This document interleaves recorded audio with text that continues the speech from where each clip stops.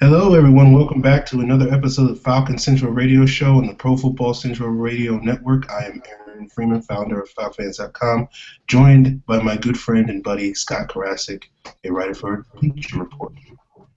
This week we are going to be talking a little bit about the Falcons cuts that were made last week. We won't really have to do a free agency preview this week because next week we will do a show, on the first day of free agency. So we'll just wait and do a free agency review, see if the Falcons make some moves in the first 24 hours.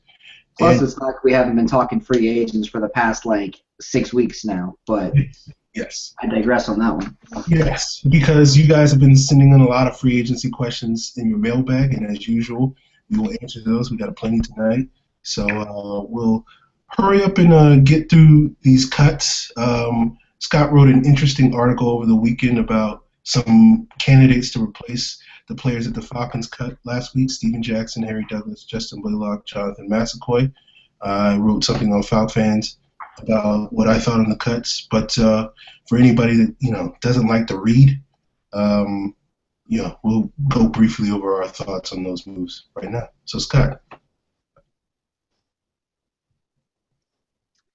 sorry, what's up? What do you think of the cuts? I'm sorry. Steven Jackson should have been cut. Yeah. Devontae Freeman could take his spot as the starter as long as the Falcons have a short yardage back and another change of pace. If they're planning on going a 3-back set, it makes sense. If they're planning on going just Devontae Freeman, I don't really understand it. So I think they could go in the draft. There's a whole ton of running backs. I like Jay Ajayi, who reminds me a lot of Clinton Portis. David Johnson reminds me a lot of Ben Tate, both guys who have had a lot of success in the zone scheme. Potentially Todd Gurley. I don't think they should look towards free agency just because I think running backs are a dime a dozen and you can get any good running back in the draft, so why waste the time in free agency? Good running backs don't make it to free agency unless they've been overused. Yeah, that's fair. I think that I'd agree with that point. Yeah, I think the only thing, if the Falcons are going to go after any running back in free agency, it's basically because they think Freeman's going to be the lead tailback and they're looking for another option on third downs, and maybe they'll sign a low-level backup for real cheap, but that's about it. I mean, yeah, basically. Yeah. I don't see him signing a starting caliber receiver. Or not starting caliber running back. Now, when it comes to receiver, I feel like Aaron had his little mini Christmas because Harry Douglas got cut. Yeah, I wasn't like, I was like, okay, finally, this move that I've been wanting for 2 years finally happened. But it's like, this is kind of a move that was like a year or two too late. So it's not great, but hey, finally the Falcons will have a third wide receiver that could actually be, great as opposed to just kind of good. Okay, all right, whatever you want to call Harry Douglas. I feel like it was a smart move. I feel like Devin Hester can take the third wide receivers targets next year just because the third wide receiver in the Shanahan offense sees exactly what the fourth wide receiver saw in the Cutter offense as far as targets and everything, and I feel like he would do fine in Shanahan's offense there. Atlanta should still draft a wide receiver at some point, but they can get away with taking a project like Chris Conley in the mid-rounds, or a guy like Kenny Britt, or even a guy who I compare to Steve Smith and Antoine Goodley. That would be fun. Out of Baylor. But they've got so many things. They could bring in Randall Cobb, but it feels like an overly expensive solution for a problem that doesn't really exist. Okay. Because the real wide receiver number 2 in the offense is the tight end, not the wide receiver. Yeah, I think the Falcons need to focus on getting younger at the position Roddy's on the wrong side of 30. Douglas is on the wrong side of 30. Devin Hester's on the wrong side of 30. They don't really have anybody on the back end of this roster. Eric Williams is 30. Drew Davis is a special teams guy at best. Bernard Reedy is a nice sort of situational player, but one of the concerns I have about him is if he's more like that sort of Tavon Austin type of guy who you have to sort of like force feed the ball in order to make him effective, because we saw last summer with Reedy, he didn't really make any impact plays in the preseason after lighting up training camp. And so you wonder if he's basically a guy that you have to design plays to get him the ball because he's not going to be able to create on his own. So I think with the Falcons, they need to find somebody in the draft that they can, develop as a future replacement for Roddy White, who, I hate to say it, but this may be his last season in Atlanta. And I think you move Roddy to the slot this year, get that guy and play outside, and you see what happens. I agree with that.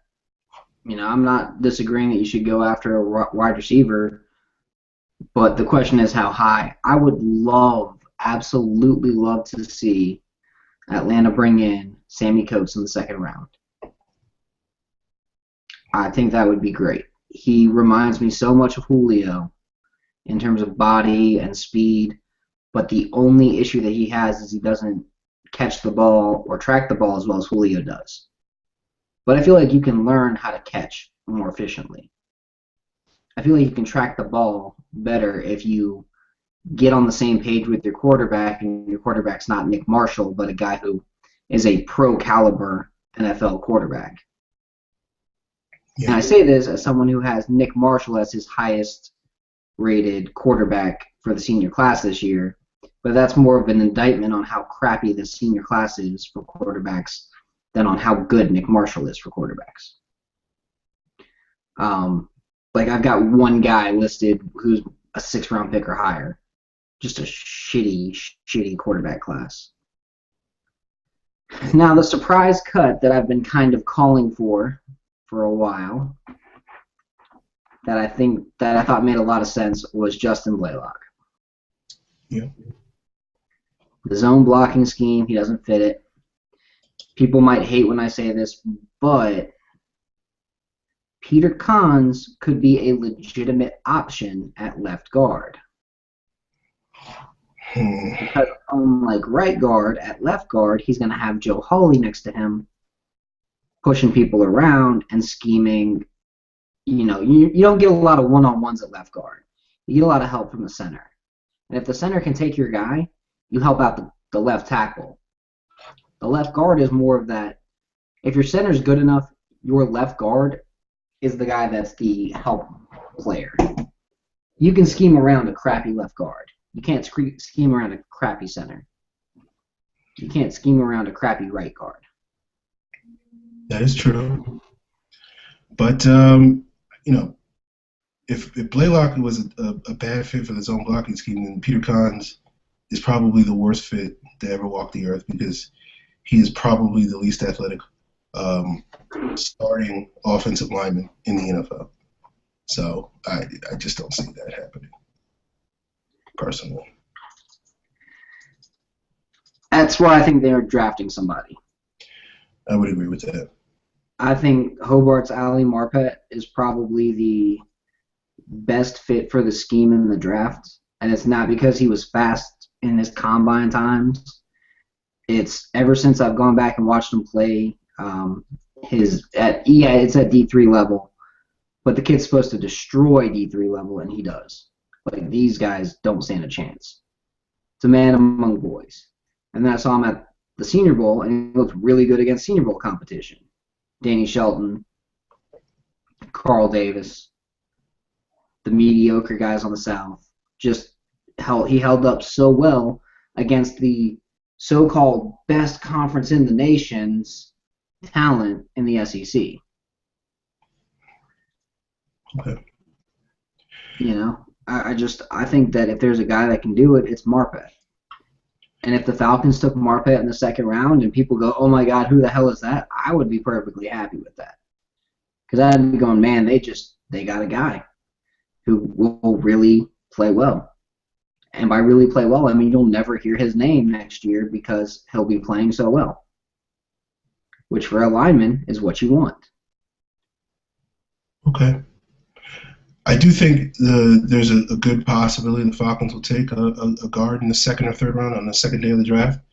I do think Marpet, to a certain extent, fits the bill. I think they're going to definitely take a guy who's an athlete. If you can sort of follow along on what Dan Quinn tends to like in his players. The quasi-success of J.R. Sweezy in Seattle is a good example of the type of players he tested very well, made the conversion to defensive tackle. The only concern I have about Marpet specifically, and granted I haven't really seen a whole lot of him other than watching Senior Bowl practices. Traditionally, small school offensive linemen traditionally have a hard time transitioning to the NFL in that first year. It's not to say that they won't eventually be good, but it's a little questionable to me that the Falcons end up replacing Blaylock with a Division III guard who may wind up being a great player down the road, but it may be a significant downgrade, at least that first year. That's the worry I have. I think in pass blocking it might be lateral. Because you've got a guy who's got left tackle feet, left tackle experience. I think the run blocking is where the downgrade is going to be, though. So I'd agree with you there. But the zone blocking scheme helps cover all that up. Fair. That's a good point. It'll look more like a lateral move, I think, by the time the season ends. But early on, it might be ugly. Okay. Well, I'm sure we will be talking about plenty of guard prospects as we get closer to the draft. But let's talk a little bit about the guy that we had a beef with a couple of shows ago. He ended up getting cut, Jonathan Massaquoi. Jonathan Massaquoi, man. He got cut, but the first team outside of the Bucks, because the Bucks are inept, outside of the Bucks that had a shot at him, and the Tennessee Titans said, "Oh, hey, we'll take him in a heartbeat." Yeah. Over a dozen teams put waiver requests on him. That says something. Now he's the probably starting outside linebacker for the Titans. As of today, we'll see what happens in a week. In a scheme that fits him. Okay. That's fair. He can work in the Ray Horton scheme. He can work great in the Ray Horton scheme. That's the role I thought he was actually going to be playing last year. That's the role he probably thought he was playing last year. Probably. But so, Scott, you think this is a move that's going to end up biting the Falcons in the butt? Probably not. There's times when a player needs to get out of Atlanta, and it's for the best for both the player and the team. And Massaquoi comes off as that Brett Favre kind of move. Okay. Let him go. He'll be more successful in a different scheme with a different coach. And Atlanta will be more successful with a different player than him. And both teams will end up being happy in the end. Okay. I can't really disagree with that. My personal opinion is Massaquoi is on the same level as Lawrence Sidbury, who is a decent player, but he's not going to be missed that much in Atlanta because I think you can get players of his talent on the third day of the draft, and you can constantly draft those. It's like drafting a running back. You can draft these developmental edge rushers every year, and you probably only hit on like 20% of them, but it's not a big deal. Yeah, but when the 20% you hit on are Troy Bierman, it kind of pisses people off when they think, oh, hey, this guy could be a starter. Yeah, but if you wind up drafting, someone like Vic Beasley or Dante Fowler or one of those guys, then you're not really concerned about, Troy Bierman or that, backup level talent guy, because No, if you have Troy Bierman on the roster next year, It might piss off some Falcons fans, but if you got Vic Beasley and Brandon Graham and Brian Arakpo as like the three main pass rushers, no one's really going to be that angry that Corey Bierman's on the roster. When your best pass rusher goes to your fourth best pass rusher, that's a good situation, not a bad situation. Yeah. And watch, in that kind of situation, Bierman might get 7 sacks because he'll learn how to tackle. Maybe. We'll see. We're going to play him a strong side linebacker and say, hey, man, lose weight, get down to 235. We'll see. Scott, so we got those 4 cuts.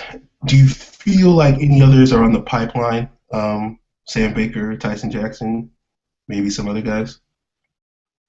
I don't think Tyson Jackson's going to be cut as much as I want him to, just because I hate Tyson Jackson as a player. I don't think he's very good. But I could see him succeeding in that strong side defensive end role for a year before they cut him. Okay. Because if you want your Red Bryant, I think he could do that role. Maybe a running back getting cut? You think a running back's going to get cut? Who, for Atlanta? Yeah, I'm curious. I'm confused. No, I said Tyson Jackson, maybe Sam Baker for sure. I think Baker's getting cut. Okay. All right. We miscommunicated. Okay. Yeah. Maybe Soliai if they can sign like Haloti Nada, but let's be real, guys. Probably not going to happen.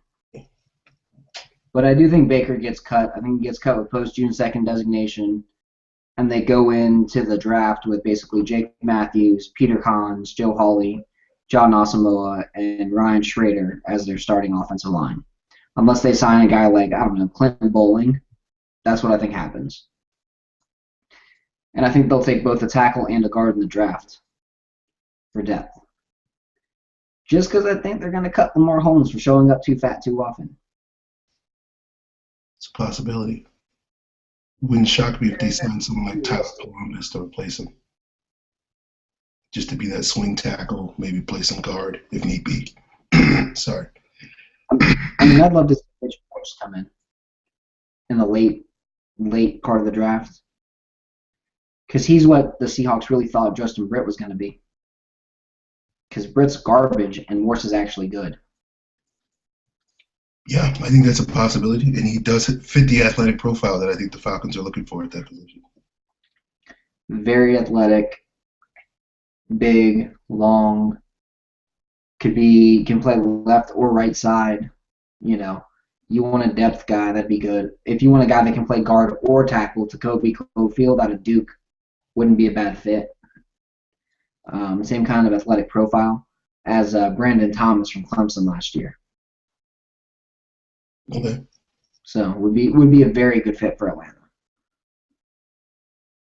All right, we should probably move into these mailbag questions. We got a bunch of them. So we're picking up from last week because we didn't get through all of them because of my internet problems. I apologize, people. Let's start with Evan Birchfield, who has like 28 of these questions, but we'll start with his first one. Any free agents who you don't want us to sign? A possible Ray Edwards type of free agent. I don't want to see the Falcons sign any starting cornerbacks, just because I think Robert Alford would do fine in the scheme, and I think that they'd be better off trying to find a nickel guy instead. I don't want to see him go after Greg Hardy, because I don't want wife beaters on the Falcons, and I don't think they will go after Greg Hardy. Let's see who else. I don't really want to see him go after Terrence Knighton because I don't think he fits the fast and physical profile. But if they went after Nick Fairley, I'd be okay with it because I feel like if anybody can get his head on right, it'd be Brian Cox. But that's basically it. Like any other free agent, as long as they fit the scheme and fit the team, I'm cool with it. If they don't fit both, then no thanks. Like Doug Free doesn't make sense because he's too big and too clunky for his own scheme. Okay. So I don't see that happening. Michael Lohr doesn't make sense because he's just not good. I'm probably going to get Scott to disagree with me, but Orlando Franklin, I'm not seeing him as a great fit. I know he played in the zone blocking scheme in Denver, but he moves well for a guy who's as big as he is, but he doesn't move that well. I think when you're 340 pounds, in short distances, he can move pretty well, but he just seemed very, very heavy-footed to me when I watched a little bit of tape over the weekend of him. So he's kind of a guy that I think he's going to get paid a lot of money, and I don't think he's going to be worth it. I don't think he's going to be that big of an upgrade over Justin Blaylock. And that's perfectly fair. I can understand the thought there. All right. Stephen Brooklyn asks, what odds do you give that 1+ of Fowler, Gregory, or Beasley will be available at 8? So he's asking at least one of those guys.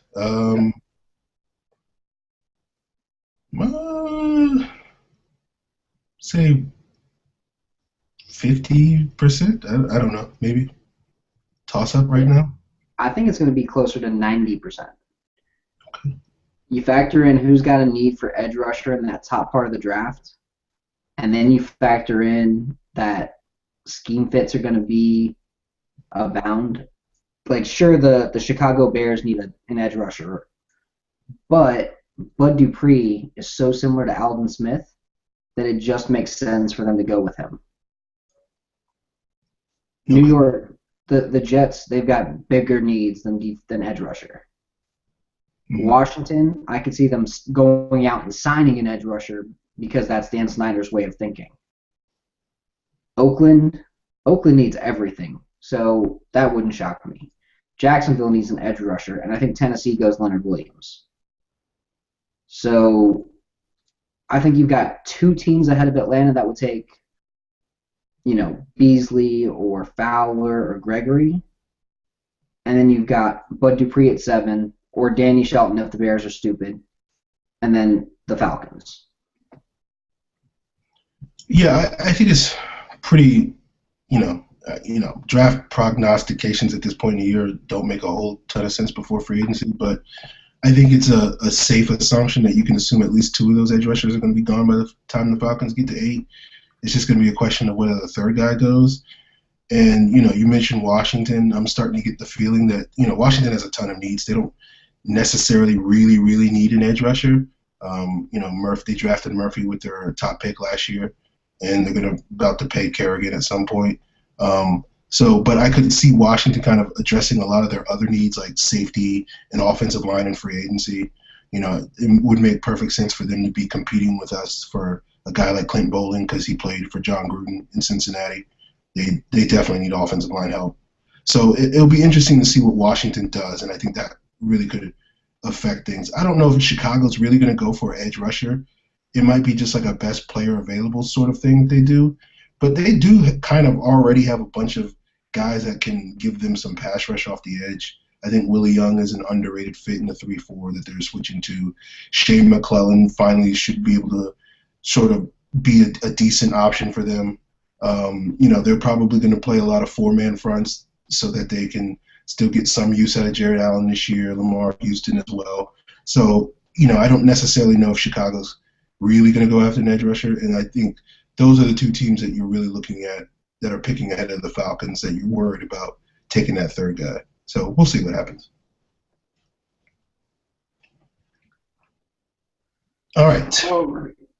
Rodrell Green asks, or Green Rodrell asks, is Vic Beasley the greatest of all time for Falcon fans if they draft him? Yes. I mean, come on. It's like the guy grew up in Adairsville, which is for use of people without knowledge of the area, it's between Chattanooga and Marietta on I-75. So it's like right up the road from Atlanta, about an hour away. It's his hometown team. He went to Clemson, again, just a couple hours away. about 3.5 hours away. So you gotta love a guy like that who's always been a Falcons fan, grew up a Falcons fan, wants the Falcons to draft him, knows that if the Falcons draft him, he could have a Von Miller type impact within the screen or within the scheme. Has the right guys to teach him in Richard Smith and Dan Quinn because he's on that Bruce Irvin, Von Miller spectrum, and they know exactly how to use those guys. They'll know exactly how to use Vic Beasley. So I think it'd be great. Yeah, normally my negativity, I love to be the guy that tends to burst people's bubble about guys. Just the way I am. But I'm gonna have a hard time doing that with Vic Beasley. So yeah, he's gonna be the GOAT. At least it's gonna be hard to sort of muddy out that hype train that's gonna come if the Falcons pick him. All right, we got another Vic Beasley question from Evan Birchfield again. He asked basically this question that Scott answered. Do you think the fact that Vic Beasley, aside from his talent, apparently grew up a Falcon fan, does that matter? No. I don't think they really care what team you grew up loving. As long as you've got talent, that's all an NFL team cares about. Talent, and then a lot of teams care about off-the-field issues. So Beasley's a captain type kind of guy, great off the field, works with charitable orgs throughout Clemson area. Like, off the field, Beasley's exactly what Atlanta needs. On the field, has that Weatherspoon type fiery attitude. So I think that's what they want more than anything else. The fact that he's a Falcons fan just makes it icing on the cake. Because it says, hey, this is the team he's always wanted to play for. Yeah. Is it going to make him play harder? Probably not. I think that Scott just laid out he's going to play hard regardless of where he plays. But it'll be nice that his family won't have to buy a whole new set of jerseys if they already have Falcon jerseys. So, I mean, they'll still have to buy a whole new set of Beasley jerseys just because. But they don't have to trade in their Matt Ryan and Julio Jones jerseys. Oh no. But some Beasley '97 jersey would be nice to see. Yeah, definitely. All right, we got another one from Evan Birchfield. Besides Beasley, who else really impressed you at the Combine? Oh man, that's a list that's way too long to get into, but I'll just give a couple of names. The biggest one was Bud Dupree. He worked out with the linebackers. He showed a lot of burst, a lot of talent with when he was flipping his hips, going back into coverage. I think he could be a fun fit as a strong side linebacker because he's huge, but he's very fast on top of it. And I think he's the kind of guy that if you put him right across from Jimmy Graham, you'd have a guy who could press Jimmy Graham and at least slow him down within those first 5 yards, which that would be huge for Atlanta. Okay. Let's see. Another one that really impressed me was Jake Fisher, left tackle out of Oregon. Just excellent feet, extremely quick side to side. Again, Ali Marpet impressed me as well. And then moving to safety, Eric Rowe impressed me a ton. His movement skills are ridiculous. And then he registered at perfect size for safety, 6'1", 205, runs a 4.45, has a 3.97 shuttle, and, Thomas Dimitroff just creamed himself when he saw that his three-cone time was 6.7. Yeah. So, but he registered ridiculously high on my scale. And then another one was Justin Cox out of Mississippi State, who also had an excellent combine. Okay. I know probably Evan's asking about guys that the Falcons will target, but the guy that impressed me the most at the combine was a guy I wasn't super high on, but thought is a above average prospect, but not this great prospect. But pretty much did everything right to sort of change my opinion on him a little bit, which I don't like doing. But that was Jameis Winston. You know, Really? yeah. Hmm. Everything I read about, everything I saw, I was very impressed with. It was one of those things where it's like, oh, maybe all the Jameis is just going to be okay in the NFL. Maybe I underestimated a little bit. Maybe he actually is going to be one of those top 12 to 13 quarterbacks in the NFL, as opposed to just a guy who's middle of the road. Nah, he's Jameis. Okay. Nah, he'll probably be ridiculous in the NFL. I just don't know if it's going to be for his first team. We'll see. All right. We got another Beasley question from Ryan O'Brien. He asked, Combine was great for Beasley. Can he maintain the extra weight and be more effective against the run? Yeah, I don't see an issue with him maintaining the weight. He played closer to 235 this past year, but playing at 245 in the NFL with NFL level nutritionists and NFL level weight programs and strength programs and training programs, I think he'll be fine. I think he was perfectly effective against the run at 235 though. So you put him at 240, you move him to linebacker, you'll have no problem against the run. And Yeah. then in some packages, put him at end. You'll be fine. Yeah, he'll probably wind up being that, depending on if he plays, if he's a Falcon, if he plays the Leo or the Sam, he'll probably wind up being in that 250 to 255 range, probably, is my guess. So, yeah, I don't see it being an issue. All right, Ryan O'Brien has another one. He says, I like Fowler, Beasley, Dupree, Gregory, Ray as pass rushers. Not a Shane Ray fan. How do you rank them? Um, let's see.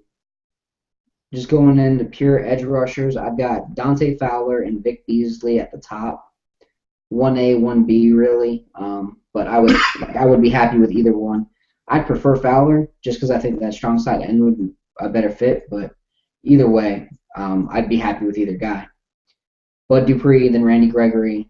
Then I have Eli Harold, Preston Smith, Owamagbe Odigizua, and then Shane Ray.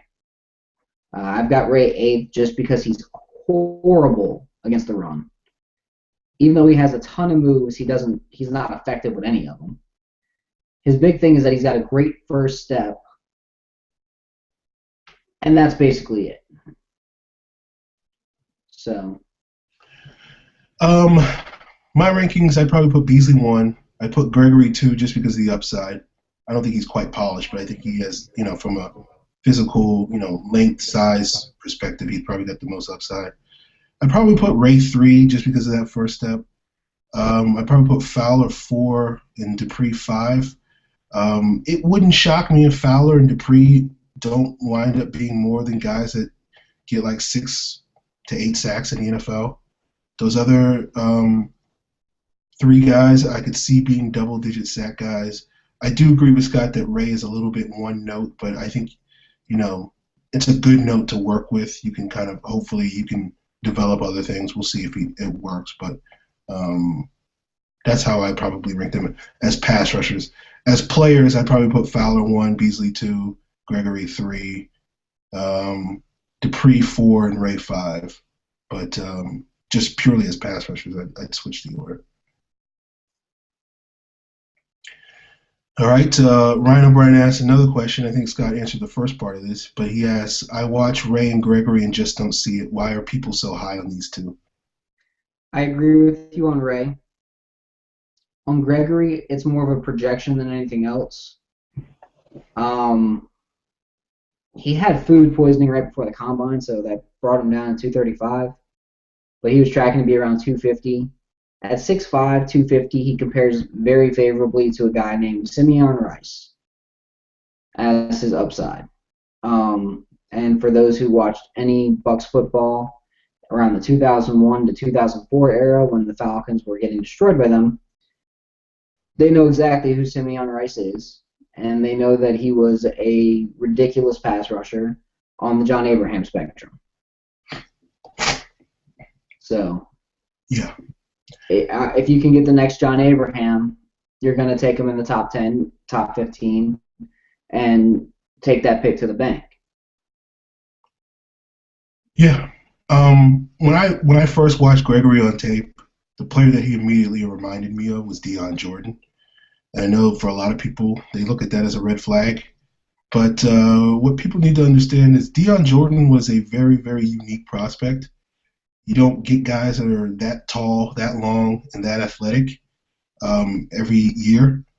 And so even if people want to declare Deion Jordan a bust, which I don't think is fair, but regardless, that's the sort of prospect that you roll the dice on anytime you have the opportunity to draft that guy, because the chances of that guy succeeding versus someone who's like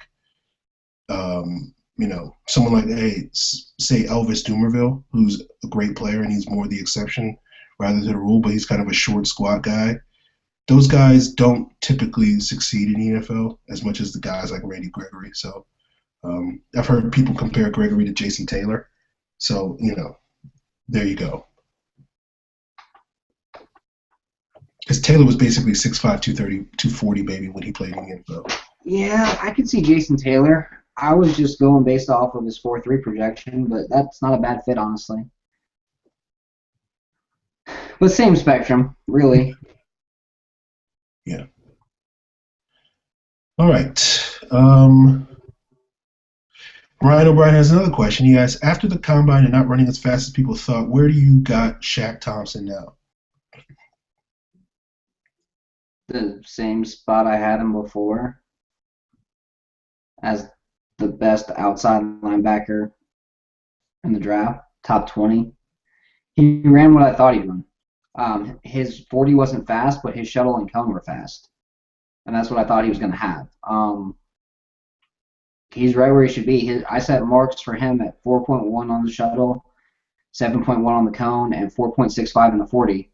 And he broke all three of them. So, he's right where he should be. He didn't blow me away, but he didn't have a bad combine. He had exactly what you'd expect for a weak side linebacker in the 4.3. But he was leading guys the entire time. Every single time he was there with his position group. Keep in mind, you had basically 10 team captains in that group of linebackers. Everybody was looking up to Shaq Thompson going, hey, what do we do?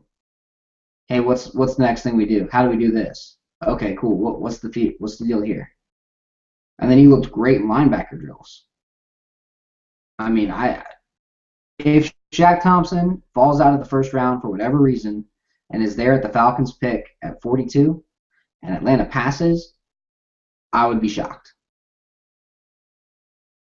Yeah. I would be utterly shocked because he can play weak side, strong side, or middle in Dan Quinn's scheme and play them effectively. We talked a little bit about Shaq Thompson on some previous shows, and I said that I wasn't the world's biggest fan of his just because he was getting hyped up to be this otherworldly player and athlete and sort of thing. And so I never really saw that sort of player. But he did, his combine performance was where I thought he was. He's a good athlete, He's not this ridiculous, some people were talking about him like he was going to completely, change the trend of how people like linebackers or something. I didn't see that. But I think he'll still be a first-round pick. I think he's a team like Cincinnati at 21 or Dallas at 27 or wherever they pick would be real smart to pick him in the late first round. I still put him on that sort of Sean Weatherspoon caliber of player, which is a solid mid to late first round pick. So, yeah, no change. Yeah, top 20 pick. Yeah. Yeah, that's where I had a same exact grade on him and Weatherspoon based on film, and then they did the exact same things at the combine, so I was fine with it. Yeah, I wasn't buying. People were talking about him like he was a top 10 sort of linebacker, and I didn't see that, but that I saw what he is what he is. So not a knock on him. Well, and the big thing is off the field, he's a lot like Weatherspoon, which Yeah. is what you want. Yeah. He's that fiery leader. He's that fiery personality on the field, where off the field he's, clean as a whistle, the guy you want on your team. If you're a guy like Thomas Dimitrov who emphasizes character, I mean, yeah, you've got fans who may not love those kind of picks, but if you give Dan Quinn 11 guys like Sean Weatherspoon, that defense is going to be nasty. Yeah. Or Desmond Trufant. Leaders with attitude. All right. Adam Holloway asks, what's the ideal pick for the Falcons in the second round? A good player. That's the ideal pick. I mean, Shaq Thompson, Todd Gurley, Sammy Coates. There's like 10 guys you can list for the ideal pick. Max Williams, Cam Irving from Florida State, because he could play left guard tomorrow and snap right in. If you don't sign a lot of edge, but you get every other spot in free agency, double dip at edge player and get like Preston Smith or Owamagbe Odigizua and just have fun. Like, there's so much talent from the end of the first to the top of the third, where the Falcons pick in that top of the third, that you can get potentially 3 first-round talents, not first round, 3 high second-round talents with those picks if you've got 3 picks in that range. Like, if you had a late first-round pick, a late second-round pick, I would say trade your late third-round pick to get into that early third-round range to get that talent.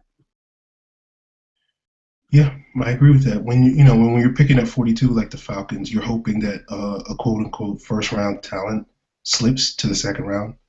And I agree with Scott. I think when we look back at this draft a couple of years down the road, we're going to look at say picks 15 through 60 as the real strength of this draft class, where a lot of teams got good players in those rounds, better than your typical second round, sort of late first round sort of picks. And so I think if you can pick in there, that's where you're going to find a real good player at that point in the draft. Yeah, easily. All right. Dave Kent asks, should the Falcons draft a tight end or to be their starter or sign Julius Thomas or Niles Paul in free agency? I mean, if you can get Julius Thomas, get Julius Thomas. If you can get Jordan Cameron, get Jordan Cameron. I'm not a huge fan of Niles Paul. At least not as a starter. Yeah, I think if you sign Niles Paul, you need to sign someone like Jermaine Gresham or Mercedes Lewis, and we're going to run 2 tight ends, that sort of offense. Because Niles Paul is basically a flex tight end who doesn't really block. He's just kind of basically a glorified slot receiver, H-back type sort of guy. He's not really a starter. But Julius Thomas, I think Julius Thomas is a good player.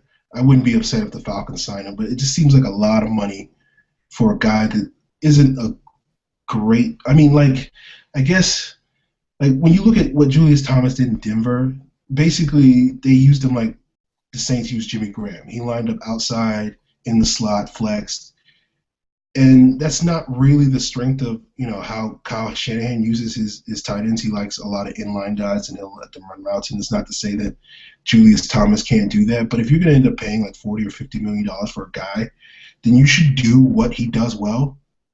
And I don't necessarily see the Falcons sort of adapting their scheme, so it's just kind of a lot of money that you're spending to kind of, I won't say square peg a player, because Julius Thomas is going to be good regardless of how you use him, but not, I guess, an octagon peg, right, Scott? Yeah. An octagon for a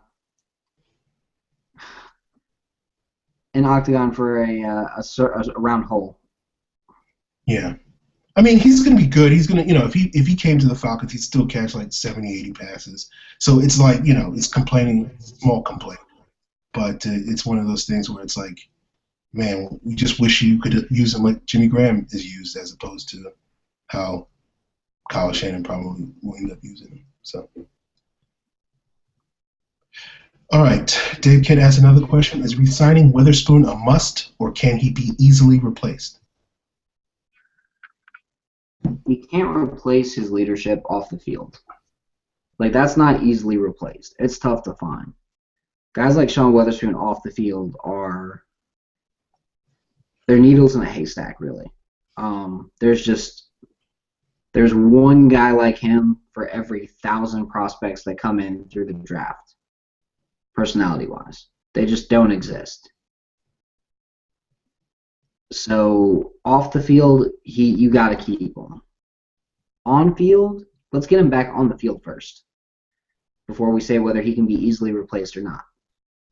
If he's on field for all 16 games and goes to the Pro Bowl and looks like Sean Witherspoon of 2011, that's not easily replaced at all. That's a top 5 outside linebacker in the 4-3. That's really tough to replace. And that's comeback player of the year kind of guy after essentially missing 2 seasons. Yeah, if he was easily replaced, we would have replaced him last year. We trotted out we were looking at a lot of linebackers last year. People probably forget how many veteran guys we were looking at in the summer. Tim Dobbins, Will Witherspoon, Nick Barnett, and it didn't really work out. So if he was easily replaced, we would have replaced him. So, I think, yeah, technically re-signing Witherspoon is a must. All right. Lord Holy Jesus asks, do you think the Falcons should look at Trent Cole if he gets released? Remembered he was awesome. Not sure if he is now, though. Well, let's add Ryan O'Brien's next question into that. What are your thoughts on Trent Cole for a reasonable deal? Because that's going to be where my thoughts are. For a deal that's like 1 year, $2 million, prove it in the 4-3 again, I would do it. For a deal that's like, oh, hey, let's pay him 4 years for $25 million, no thanks. It'll be all about what kind of deal he gets. Yeah, I think if you give him that OC deal, which was like 2 years, $8 million, he'd be perfect for that. He's basically a situational rusher at this point, similar to how we used OC, but he's better than OC at this point. So that would be sort of, if he would be willing to accept that, then I'd be for it. But he probably could get a better deal somewhere else. Basically. All right. Another one from Evan Birchfield asks, should we sign C.J. Spiller? Refer to my Trent Cole answer for that one. So if he signs 1 year, $2 million, or 2 years, $4 million, or something like that, sure. But for a big deal, no. Yeah, if you somehow get C.J. Spiller to play for like close to the veteran minimum, then sure, why not? Why wouldn't you do it? But I hear people talking about these certain running backs that the Falcons might want to look at: C.J. Spiller, Justin Forsett, Reggie Bush. They all have the same sort of player. They're all basically over-glorified third down backs. The Falcons have plenty of third down backs. They have Devontae Freeman. They have potentially Antoine Smith or Quiz Rogers. If they resign those guys, they can go off the street and get Roy Halou. They need a grinder. They don't need a running back that's just going to be a scat back, basically. They need someone who's going to get those tough short yardage yards in between the tackles. So in principle, I would be against signing C.J. Spiller unless it's such a bargain that you just can't refuse the deal. All right, JD Beast asks, chances they resign Peters. Predicted contract for Spoon. Saw a mock of Scherf at 8 for left guard. Thoughts? All right, so we'll start this one off. Scherf at 8 is stupid. He's a late first, early second round prospect at best and should not be playing left guard. And Atlanta shouldn't touch him at 8, especially because I saw that mock. It should be Vic Beasley in that mock if he's available at 8. Predicted contract for Spoon, I'm going to go 2 years, $8 million, with potential to renegotiate after the first year to a massive deal if he looks really good. And then chances they re-sign Peters, right now I put it at 25%. They're really not offering him a great contract. They probably won't for a while. I think the Falcons, once he gets to see his market and set his market, will either let him go to like Oakland or Detroit or someone who's going to pay him, or whether they're going to just be like, well, you know what, that's not that bad. 3 years, $10 million, let's re-sign you to a deal similar to what Jonathan Babineau got. So it all depends on what his market is, on what his exact market is. Because I guarantee you his agent is going to find the best spot for his client. Because he's got one of the better agents out there. That is true. I wish I could, disagree with Scott on any of those points that he made, but I think all of them are pretty spot on, close to where I would say they're at. I would expect on the Spoons contract that it's going to be, one of those typical Falcons deal where they put a lot of the money in per game roster bonuses, just because they're not convinced that he'll play a healthy season. So, that's probably what you can expect with that. Yep. All right, Mr. Mac Daddy Sr., what are your unbiased opinions on who the Falcons should sign in free agency in the draft? I feel like we've answered this one a bunch. But unbiased opinion? I mean, I'm going to be biased because I've got guys that I think are really good, and Aaron's going to take all the pit guys, but if you want unbiased opinions from me, like, Atlanta could sign any of the top, 8 edge rushers, and I'd be happy unless the name was Greg Hardy or Jason Pierre-Paul or Justin Houston. Not that I don't want Justin Houston or Jason Pierre-Paul on the Falcons. Don't get me wrong. I would love to have them on the Falcons. I don't want to pay 2 first-round picks for those guys. Yeah. Including this year's number 8 overall. You can get Justin Houston and keep the number 8 overall. Yeah, that's great. But I don't want to do it yet now. I'm out on franchise guys. Yeah. I'm with you on that. It's basically, the Falcons pass rush is so bad that every dollar they spend at that position is a dollar well spent. So, we might wind up being like, oh, they overpaid for that guy, but they're in a situation where they don't really have any choice. When you have a dire need like that, then you're forced to pay a premium. So, paying 5 years, $45 million for a Pernell McPhee might end up looking like a genius move in the end. It may. I think I'd love to see the Falcons double dip. I'd love to see the Falcons sort of address all their major needs at left guard and edge rusher and linebacker and nickel cornerback and free safety and do all those things so that they can just go into the draft and, take that edge rusher in round 1. And then after that point, just take who they think are going to be the best players in their scheme and not feel like compelled where they have to take a guard or take a running back or whoever at a certain point in the draft because they need a body. But we'll see what happens. We'll be talking about it next week. So, all right. Our last question comes from Stephen Brooklyn. Do you think the Falcons will pursue D'Amico Ryans given his ties to Richard Smith? You mean D'Amico Ryans coming off 2 torn Achilles, D'Amico Ryans?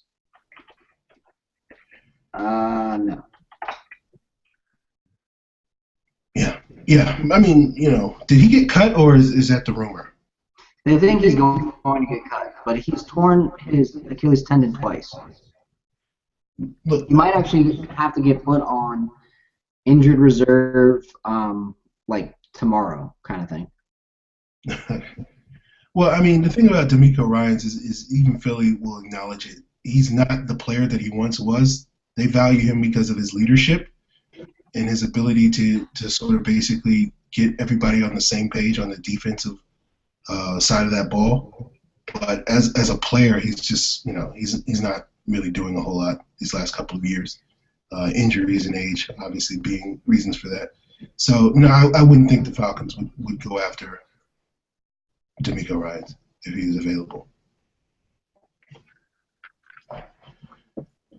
Well, folks, that's it. Next week we will be talking about free agency. We will be doing a live show Tuesday night.